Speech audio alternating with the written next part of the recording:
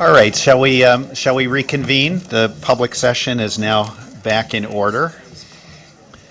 So I hope both groups, of course I was in one of them, I hope the other group also had a nice, interesting, and rigorous discussion. Certainly in the group that I was in, it was quite active, I would have to say. So Brian Degano, where are you, Brian? Brian, and Stephanie? Right next to me, Stephanie Hunter. You guys are going to, I think, give us the takeaways on the QC discussion. Am I right on that? And then after you do that, maybe we'll have a little bit of a discussion of that if anybody wants to make any additional comments. And then we'll turn and get sort of a similar report back on the audit report model and Form AP. And Jennifer Rand, Jennifer? Oh, okay, over there. And will be joining us. And Lisa Calandriello, where are you? And you'll be joining us up here to do the audit report model. All right, so let me turn it over to Brian and Stephanie. I don't know which one of you want to go first. I'll go first. Thank you. So we had a very robust discussion in the breakout room and a lot of interesting insights for us to consider. Brian, get close to the mic, please. Sorry. So first, I think I'm going to go through some of the key takeaways from the session and just give a high-level overview of all the discussion that was in there. And then we definitely look forward to IAG members giving additional context if they'd like on some of these points.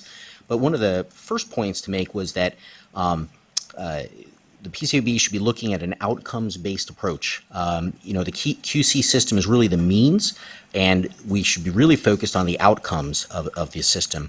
And this, because outcomes is what investors are focused on.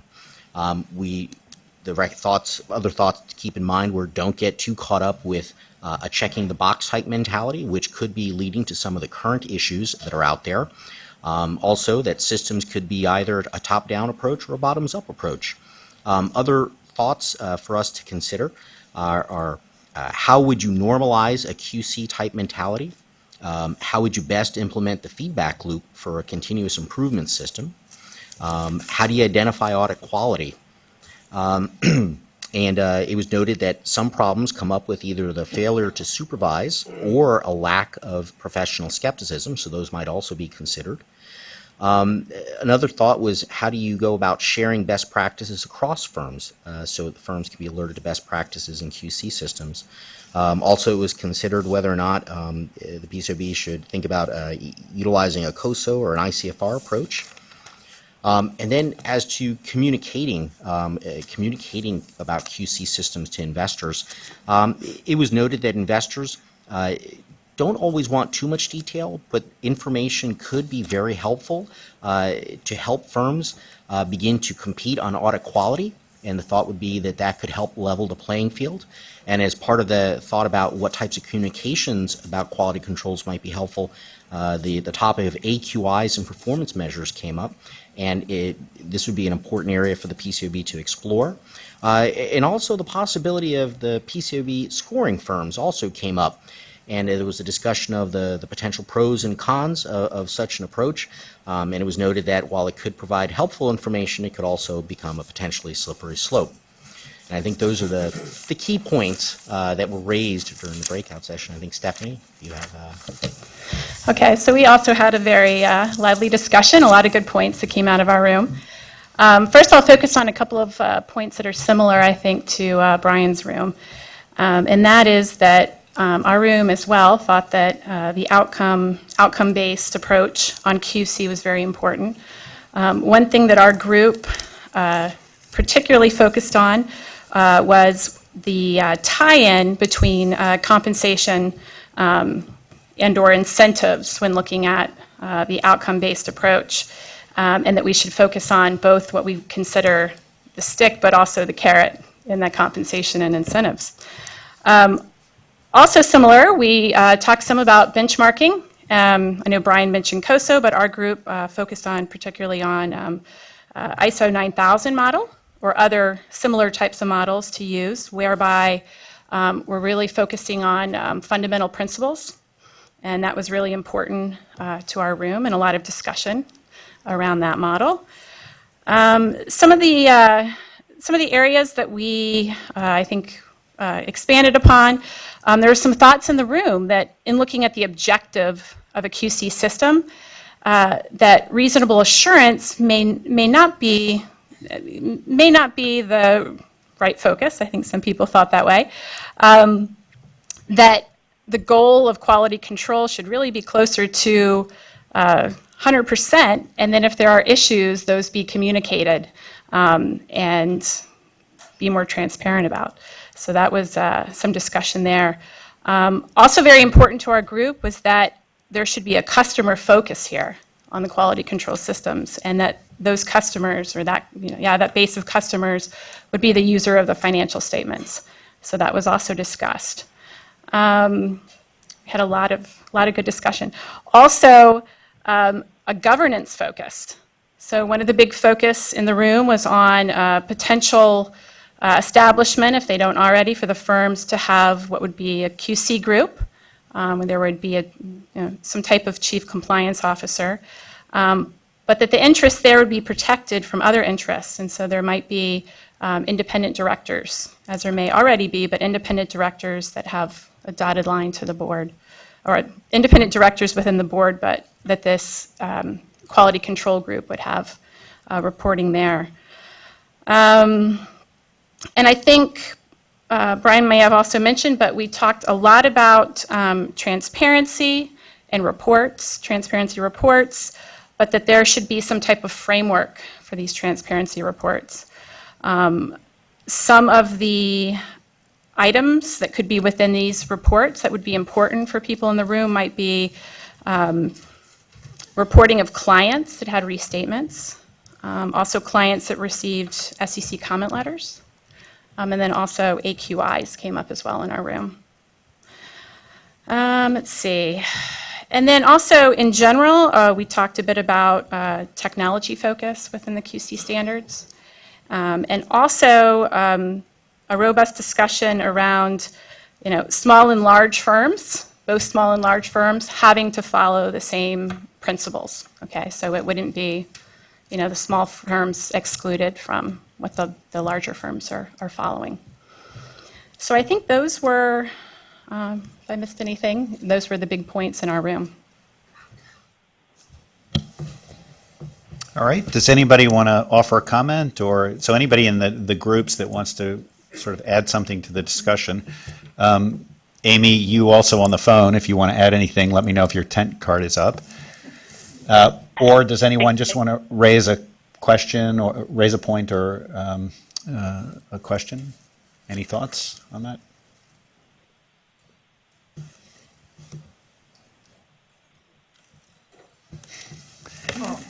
I'll take the opportunity because it sounds like there was quite a bit of interesting and good feedback. I mean, I guess what I would be most interested in Barb, pull it a little closer, is if please. anyone could differentiate for us, what do you view as a best practice that should be suggested versus something that should be required in a rule? When you talk about the reporting, I mean, should that be optional, or are you advocating that that be included in a rulemaking where it would be required? So for the suggestions that were brought up, I mean, it's very interesting to us. To do rulemaking, we'll have to gather data and support and put it out for comment. But so interested in particular views on what is a nice to have versus what should be required by the PCAOB.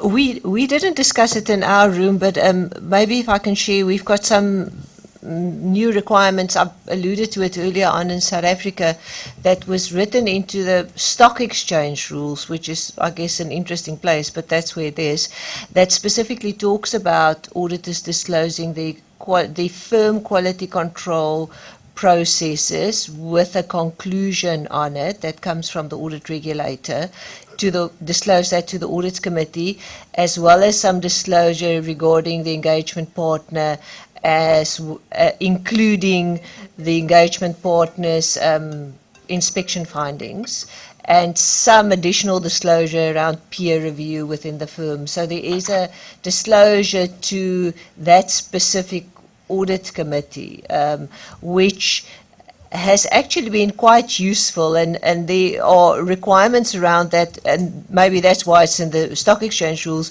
around what audit committee should ask for and how they should measure and think about it. So I think it has focused the mind quite a bit on not just the outcome of the audit, but the duty of everybody in the process to make sure that quality control is actually adhered to.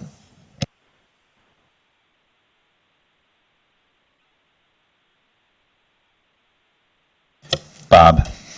Sure.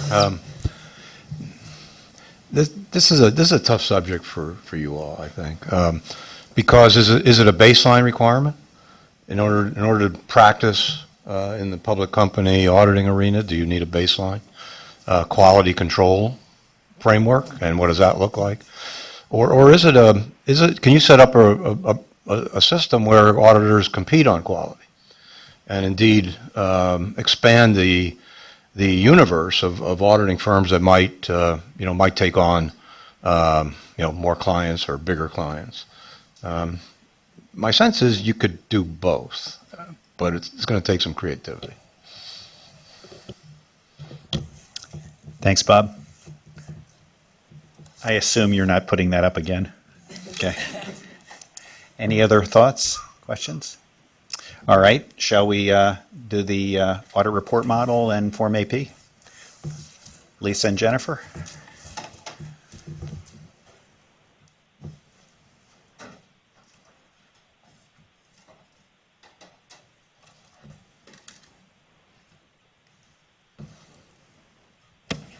Okay, well, I'm going to start. The group talked both about disclosures that are required now, so disclosures on Form AP regarding engagement partner disclosure, other accounting firms that participate in the audit, and also disclosures on the audit report about tenure, which recently went into effect with audit reports for last year. So the group, the members of my group said that the disclosures on Form AP and then in the audit report today, those disclosures are very useful to investors.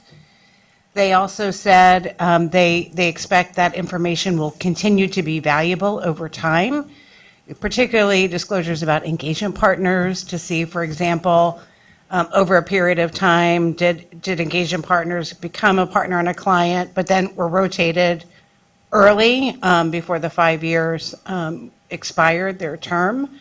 So more information over time and analyzing that will be useful. The group really thought the PCOB could add some benefits, some value here by providing greater transparency in an aggregate way about some of the information or the information on engagement partners. For example, number of clients that partners have on average. Thought it'd be useful to see information about tenure. What are we seeing in the Fortune 500 area, for example? What does the tenure distribution look there? Potentially Russell 3000, there may be a number of ways, but for us to PCOB to make that public was a recommendation investors had in our group. Those are some of the key things. Lisa, I think I'll turn to you. Okay, this is on. I'll try not to let it make too much noise. To add on to what Jennifer said, when it came to the tenure disclosure, we talked a little bit more about that in our room and found that internationally in some spaces, that is actually being used as a factor in determining whether or not investors are recommending the ratification of the auditor based on their tenure. It's not always a factor, but it is being considered, and that in some cases, it's being requested to be added for proxy advisors to consider in making their overall recommendation of the new auditor. So that information is being used and is being found to be useful.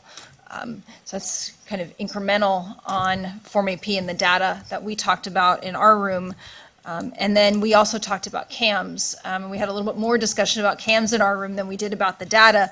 So we talked a lot about expectations and implementation challenges. In particular, thinking about the proper application of the definition of CAMs, whether or not there would be any misunderstandings around how you're applying the part about the definition on relating to accounts or disclosures that are material to the financial statements, and also proper application of the threshold on involved, especially challenging, subjective, or complex judgment. There's been experiences where some auditors may be actually suggesting that there won't be a CAMS because they already know how to audit an area. But that's not the driver of whether or not the CAM exists or whether it was especially challenging or subjective. So that's something for us to think about in going forward with implementation. Also, that there should be clarity around applying the materiality threshold and what it really means. Our room also talked about the risks related to boilerplate disclosure, something that had come up throughout the rulemaking process, but not just across firms, across industries and year over year. When would it be appropriate? When wouldn't it be appropriate to have similar disclosures on particular audit areas and a particular audit client? From a financial statement analysis perspective, we discussed that in the global market where the key audit matter disclosure, the KCAM, is actually in play today, that is being used sometimes, not necessarily for financial statement analysis, but it can be used to look at changes year over year in a company, helps with governance, considering what the auditor has been doing, and it might help investors confirm big ticket items that are in the financial statements, where to draw your attention, which would also be helpful with the CCAMs, the critical audit matters that we'll have going into play next year with the large accelerated filer space. And then we also talked about the lessons learned and focused a bit on what's happened in the international space with key audit matters, and finding that one thing that's been helpful is audit committees reviewing draft versions of those CAMs. That way there's no surprises at the end of the day when the audit reports come out. Looking at outcome-based CAMs, not just a laundry list of audit procedures, but what's useful and important and informative about that matter that's been disclosed. And then just generally speaking, investors have been encouraged by what they're seeing in the key audit matter space and are excited to see what will be happening in the critical audit matter space when that happens. And Jennifer, I don't know if you want to add on to what was discussed in your room? Yeah, some of the things are similar, kind of just to start with where you left off regarding what investors are seeing now with key audit matters, the KCAMs versus the CCAMs. I don't know if it was a concern or certainly a question that was raised in terms of once we start having critical audit matter disclosures, so a year from now we'll be seeing that. Investors said that they will be comparing the disclosures in critical audit matters or CCAMs and comparing that to the KCAM disclosures. And I didn't hear that the group said they thought one might be better over the other, but wondered how those two would compare. And to the extent there are differences where one might be perceived as providing better disclosures, kind of just wondering how that will play out. So kind of an area to be mindful of, certainly an area that investors will be looking at, and something for us to consider in terms of implementation and our requirements. In terms of boilerplate, you talked about boilerplate. Our group in general kind of focused on concerns or issues that they're aware of, and boilerplate was a concern mentioned among investor advisory group members in my group. The group noted that there could be some kind of, you can think about boilerplate or different CAMs in different ways. So you may have year over year, maybe there might be a similar CAM, allowance for loan losses might be an example. The group recognized it should be specific to the audit, but did wonder, because they've seen just kind of companies maybe have similar disclosures and maybe copying what they perceive to be disclosures and concerns. They didn't want auditors to similarly do that with critical audit matter disclosures, just kind of copying similar CAMs because it may be applicable, but really wanting to make sure that auditors are making them specific to the audit and not just going to boilerplate, but some risk of that. thought that the PCOB inspection process could potentially help with that. And so kind of the boilerplate was the point we talked about. One concern that was mentioned in my group, and I didn't hear that come up in yours, but at least one of our members said that they've been hearing from general counsels of companies, and general counsels are really encouraging to have involvement over what audit reports will look like and try to have influence or some effect on those disclosures. And so the group's concern is just making sure auditors are not allowing that to happen, that it is the audit report, and so it should be the firm's report, and making sure that companies are not trying to influence what's in the auditor's report, that auditors are comfortable with the report that they're issuing. And another concern that was raised in a different line, in terms of if there's an issue, if an auditor, I guess, really making sure that they're identifying CAMs that they consider appropriate. They said that if there's a blow up or a restatement, an issue that happens, and that will happen at some point, there will be things, just noted that investors will be certainly mindful of or aware of what that blow up was, and had the auditor identified a critical audit matter. Certainly, the audit opinion is a pass-fail. The auditor's got to get comfortable. It's not an out, but they will be, to the extent there is a restatement in an area or an issue that's identified, investors will be mindful to see, do the auditor talk about that? What was in their critical audit matter? And then finally, our group talked about kind of the dry runs and auditors getting ready for critical audit matters, and said they're really hopeful that auditors are having discussions with audit committees kind of now or early on, and kind of once critical audit matters become effective, go into effect, and auditors need to write them. They hope that auditors are not waiting for the end of the audit to have discussions with the audit committees and writing that, recognizing that issues can be identified early on, and auditors should be having discussions with the audit committees sooner rather than later. And so they hope that was happening. So that was it in my notes. Because of our quick turnaround, interested if we left anything out, certainly. But that's the end of my summary. Jennifer, thank you. Lisa, thank you. Anyone have any questions, comments, anything to add? All right, well, I want to do one last quick thank you. Of course, to make this happen, we had the 4 people who spoke, did a great job, I think, running the discussions in the respective rooms. But none of this could have happened in the quick turnaround without our flip chart people. And that was Nicole Funari in one of the rooms and Saad Siddiqui in the other. So I want to thank them also for their yeoman service in this event today. All right, if there are no other questions, I think there's 5 minutes for or 10 minutes for final statements from me, and I don't have any, so I think we can declare this meeting adjourned.